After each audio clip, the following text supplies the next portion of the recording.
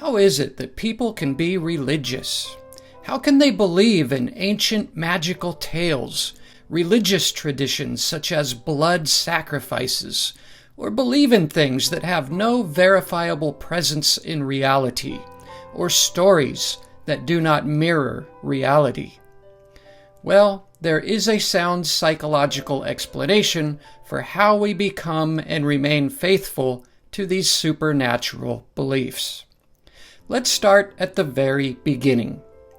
Although there can be rules to the exception, the vast majority of us acquire a religion based primarily on geography. Typically, a culture will have one dominant faith, such as the United States is predominantly Christian, Pakistan is Islamic, India is Hinduism, and so on. Most of us will become a conscious member of one of these faiths as early as 2 to 5 years of age. Many parents will also begin to aggressively teach their children at these tender and impressionable ages. Your religion was most likely not even your choice, but was chosen and provided for you before you were even born. At this time, your young and soft brain will be gradually solidifying your belief systems. A gross representation of this would be to imagine a brain being like a vinyl record. Grooves are being etched into your neurological system while it is soft, and then become hardened with regular reinforcements. What kind of food you eat, what kind of sport you enjoy watching, and what religion you believe in becomes your core identity.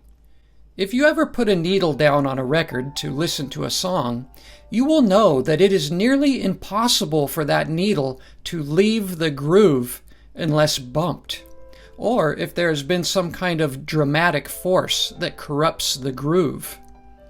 If you were born in America, you are probably not likely to desire eating grubs, yet several cultures around the world find them a delicacy.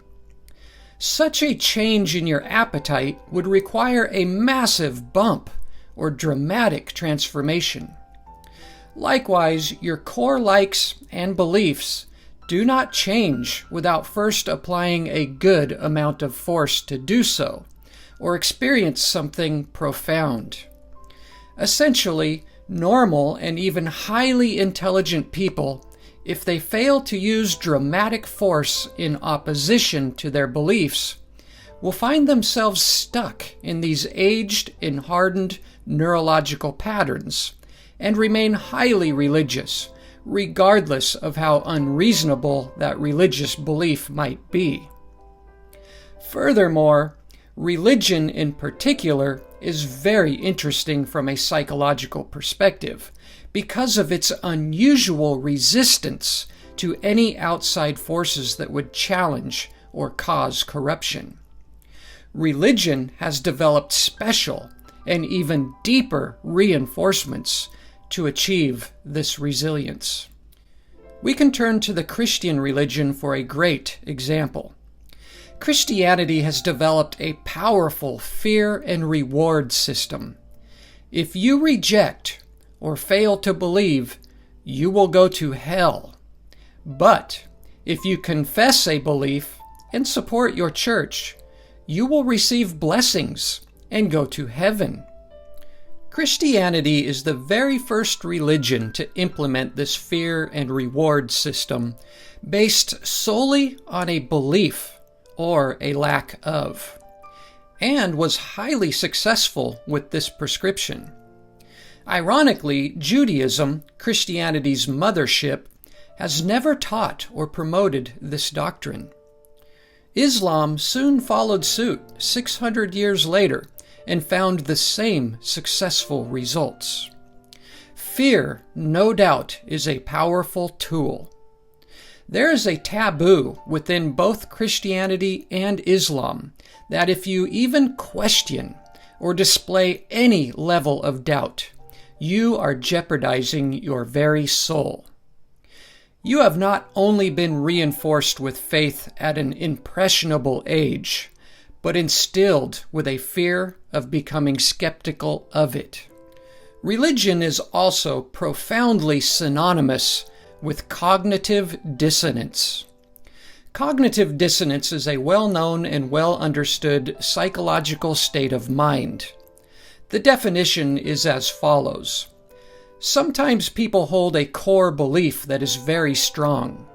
When they are presented with evidence that works against that belief, the new evidence cannot be accepted. It would create a feeling that is extremely uncomfortable. Because it is so important to protect the core belief, they will rationalize, reinterpret, fabricate, and ignore or deny whatever doesn't fit with the core belief. Jasmine West explained it like this. We want the facts to fit our preconceptions. When they don't, it's easier to ignore the facts than to change the preconceptions. Therefore, even if empirical proof is revealed before a believer's eyes, they will not immediately abandon a long-held or cherished belief. It is almost as if the brain will not allow the record to skip or make a switch from hot to cold instantly. Adjusting the brain to foreign information and creating new neurological pathways will take time and becomes a long, drawn-out psychological process. Believers are more likely to wiggle and adjust their beliefs long before allowing them to dissolve. Yet, even this is highly unlikely for most of whom are religious, because it assumes information that opposes their belief has been acceptable. Most believers will never reach this state of conflict due to a self-imposed firewall recognized as confirmational bias. Confirmational bias is another well-known and understood psychological term. The definition is as follows. A believer will avoid all sources of information that do not agree with his or her beliefs, and only seek out or welcome sources that they are in agreement with. Essentially, anytime a believer encounters conflict, the only source they will seek out for understanding will be from those who work to defend his or her particular beliefs. Any source presenting opposition will be strictly avoided. With all of these natural, self-imposed, and implemented reinforcements at play, it becomes much easier to understand how and why people become and remain religious, no matter their level of intelligence. But it does not end here. The church has also been very active in setting up a variety of reinforcements to further discourage a believer from questioning their faith, and have also developed ways of being impenetrable to any facts that might oppose them. One method is to suggest that a devil wants to lure you into hell. This devilish being is supremely intelligent, and with his superior knowledge, will attempt to trick you into doubting your faith. Science and modern advancements can become tools of the devil. Oddly enough, Christians generally love and rely on knowledge every day. Cell phones, cars, hot water, refrigerators, life-saving medicine, light bulbs, and televisions. But any time that knowledge crosses paths with their religious beliefs, it suddenly becomes the Dark Lord. Another popular method is to reference verses found in Matthew and Luke, which instruct a Christian to become like a child. Although they arguably misrepresent these verses, nonetheless, they often use them when confronted with overwhelmingly difficult questions. God commands that we become like a child. The irony is this. In regards to operating any other department of their life, believers will fully disagree with this logic or even advise against it. Christians use an adult standard of intelligence every day to pay bills and navigate a motor vehicle. In fact, if they failed to do so, their life would soon become a mess or a tragedy. Surely they cannot navigate a successful life being childlike. So why would they feel as though their religious beliefs earn a pass from behaving or thinking like an adult? I can tell my child, a 6-year-old, almost anything, and he will believe me. This is not an ideal way to model your beliefs about reality. Furthermore, why would God bestow us with intelligence and then ask us not to use it? It is very contradictory, yet this is what the Apostle Paul seems to encourage. Paul writes, "I will destroy the wisdom of the wise, and the cleverness of the clever I will set aside." Clearly, Paul is in a hostile position towards intelligent thinkers who are deemed wise. Another letter written by Paul says, "The wise are fools." Here he has resorted to name-calling, a tactic always used by those who cannot hold a solid defense. It's a self-protection method that we refer to today as mocking when you cannot win. He also wrote this, "God was pleased to save those who believe through the nonsense of our preaching." Here, Paul is clearly admitting how all of these magical stories are synonymous with nonsense. The stories he is sharing are those which people will not see in the real world, and would seem nonsensical to many, especially the wise or the clever. But you should believe regardless, in order to please God. The very first Christian leaders and early scribes of the New Testament clearly found themselves in a defensive struggle against intelligence and knowledge. The book of Colossians says, "See to it that no one takes you captive according to the thinkers and principles of the world, but only think according to Christ." It is very clear how early Christians were being challenged by intelligent or skeptical people with tough questions. So this author tells believers to embrace cognitive dissonance and confirmational bias by completely avoiding and or discarding any opposition, but to instead keep close-minded. A letter from Timothy even furthers on this point. Avoid opposing arguments of what is falsely called knowledge. He goes on to tell you why. If you entertain knowledge, you will lose your faith. Wow! Could he be any more blunt?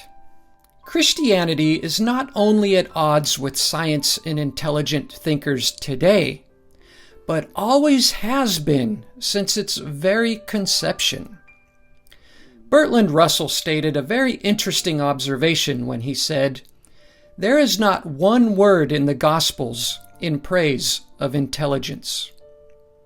In the book of Luke, even Jesus is credited with saying, "I praise you, Father, because you have hidden these things from the wise and the learned." This is a clear and undeniable smack at wise or thoughtful people. Here's an interesting fact to ponder. Knowledge and intelligence are a natural enemy and a threat to all things that are false. If you have a group of people who believe in something false or mirrors no reality in the real world, what do you expect their attitude towards knowledge would be? Undoubtedly, the New Testament has painted for us this internal struggle and its ever-present friction with reality. Regardless, with all of these divine messengers discouraging worldly knowledge and or free thinking, believers have embraced their words as tools to achieve maximum resilience and to believe in all of the unverifiable, bizarre, or miraculous claims in which the weight of facts oppose. As a former Christian myself, I clearly recall this struggle with scientific knowledge and logic principles that disagreed with my Bible. By means of using these common reinforcements, I was able to successfully overcome any doubts that might fester or take root. God is a mystery. The devil is super intelligent and tries to lead you astray. Have faith like a child, and always be fearful of the one who can send your soul to an eternal hell. Not only was my faith held securely behind a firewall of natural and developed reinforcements, but my faith was also a comfort blanket. I had a strong emotional attachment to the lore, songs, and rituals. People become emotional when they see a cross or attend an Easter service. I clearly recall these powerful and profound emotions. Oddly enough, I still get these same powerful emotions that send chills through my body by looking at the universe through a Hubble telescope or watching a favorite movie such as Lord of the Rings. But needless to say, my escape from religion was no easy task. I remember a time when I would say, I'm not sure what I believe anymore, but I cannot reject Jesus. This was a strange time in my life, even though it began to make perfect sense that what I believed was not factual or even believable. It still required years before I was comfortable admitting to myself or to others that Christianity is not reality. The very first time I admitted openly that I do not believe was a clarifying moment for me. I had finally dissolved a lifetime of intensive psychological barriers. If you were once a devout member of Christianity, but no longer believe, congratulations. You have achieved the impossible. An amazing feat of mental accomplishment and enlightenment. But this story has not yet reached a complete conclusion. Please follow Stairway to Reason and stay tuned for part 2, as I will be examining the definition of faith and lay out even more reasons for why intelligent people hold and practice religion. Stay strong and wise, my friends. I don't believe in masquerades. I don't believe that you're okay. I don't believe that God will save. Only you can solve your problems. I don't care what they sow.